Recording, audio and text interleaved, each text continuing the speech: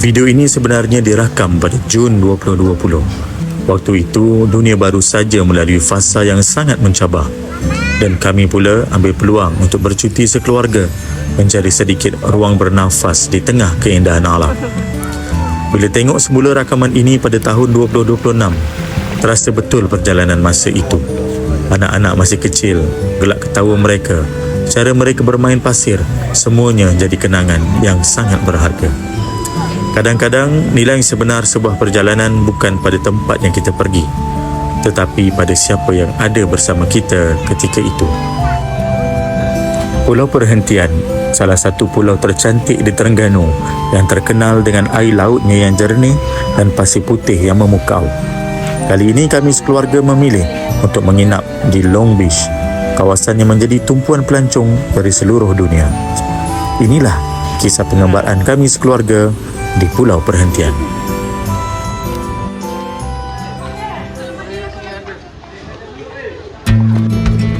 Hari kedua kami di Pulau Perhentian bermula seawal pagi. Seawal matahari mula memancar di ufuk timur, kami sekeluarga sudah bersiap untuk satu lagi pengembaraan di laut yang jernih membiru.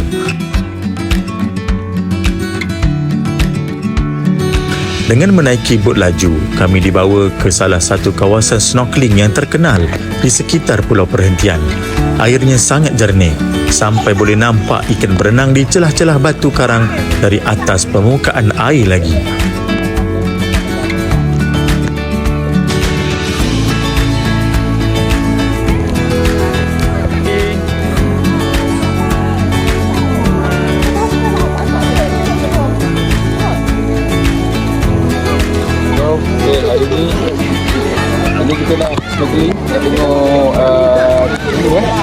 Anak-anak pula paling teruja. Bagi mereka, inilah taman permainan semula jadi yang penuh warna-warni. Ada yang sibuk mengejar ikan kecil, ada yang sekadar bermain air dan menikmati keindahan laut yang begitu tenang. Selepas puas bermain di laut dan snorkeling, perut pun mula rasa lapar. Jadi kami mengambil keputusan untuk menyeberang sebentar ke Pulau Perhentian Besar untuk makan tengah hari di restoran sebuah resort di sana. Suasana di pulau itu lebih tenang, sesuai untuk berehat sambil menikmati hidangan dengan pemandangan laut yang cukup memukau. Namun, pengembaraan kami belum berakhir. Melihat masa masih panjang, pemandu bot kami mencadangkan untuk meneruskan perjalanan ke pulau yang lebih jauh sedikit dari Perhentian. Jarang-jarang dibuat orang dari Pulau Perhentian pergi ke Pulau Redang. Jauh juga perjalanan. Driver bot kata dekat je punya jemput kita, jauh juga. Destinasi pertama ialah Pulau Redang di kawasan Taras yang terkenal sebagai lokasi melihat penyu laut.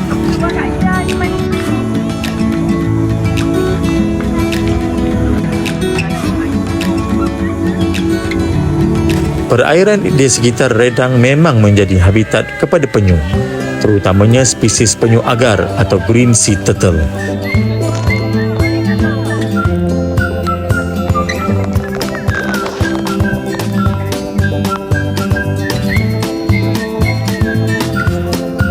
Penyu ini boleh membesar sehingga lebih 1 meter panjang dan beratnya mencecah ratusan kilogram.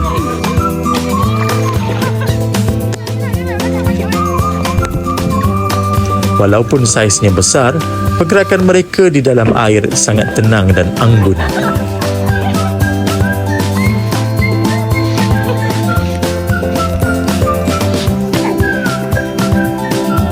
Penyu biasanya datang ke kawasan ini kerana terdapat banyak padang lamun dan rumpai laut yang menjadi sumber makanan utama mereka.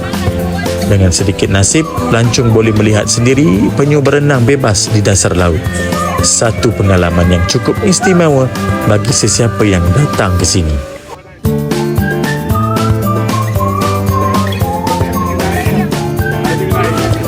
Selepas melihat penyu, pemandu bot membawa kami singgah sebentar di satu beting pasir di tengah laut.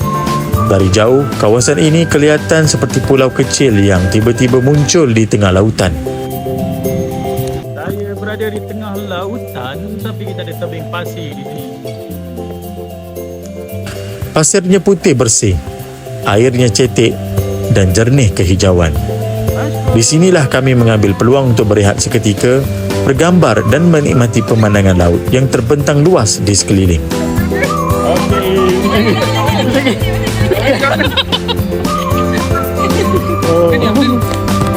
Di tengah laut ada pulau kecil, tebing pasir. Perjalanan kami kemudian diteruskan ke Pulau Lang Tengah. Di sini terdapat satu tarikan yang cukup unik, formasi koral bulat yang ikonik, yang kelihatan seperti taman batu karang di dasar laut. Hari kedua ini benar-benar dipenuhi dengan pengalaman yang sukar dilupakan. Dari pulau perhentian ke redang, singgah di peting pasir di tengah laut, dan akhirnya ke Lang Tengah.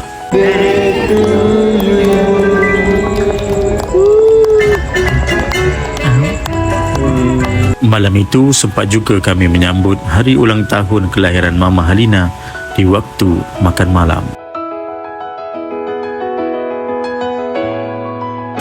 Satu hari, beberapa pulau dan 1000 kenangan indah bersama keluarga.